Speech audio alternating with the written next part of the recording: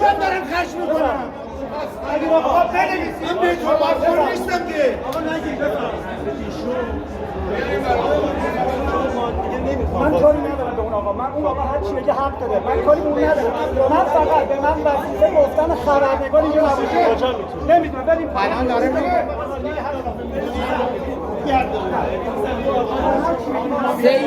سید بیا.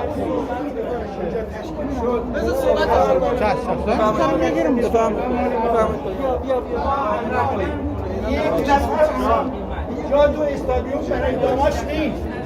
نمیدونم چی کار. آقا بفرمایید. آقای محترم بفرمایید. از رشت با اتوبوس بلند شدن آمدن برای عشق تیمش. وعظ کنم خدمت اونجا پلیس آمده محاصره کرده اینها رو. میگه شما حق ندارید بیارید. همشون جا نداره. اصلا یک نفر من میخوام خواهش بکنم از صدا و سیما، هم صدا و سیمای گیلان، آقا ما عاشق این مملکت هستیم.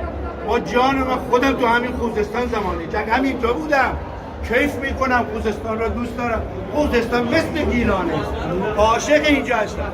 ولی چه بلایی هست به سر ما آوردن. یک نفر، من خواهش من دوستان اینه برن فیلم بگیرید.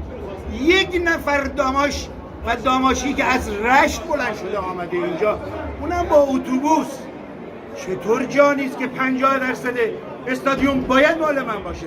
بر اساس جلسه شب قبل ما میزبانیم، قبول کردیم. حالا باید 70-30 میشد، ما قبول کردیم. پرسپولیس تیم قابل احترامی است. پرسپولیس به هر حال حالا این کشور ما دوستش داریم، ولی چقدر حق خوشی. من نمیفهمم یعنی چی.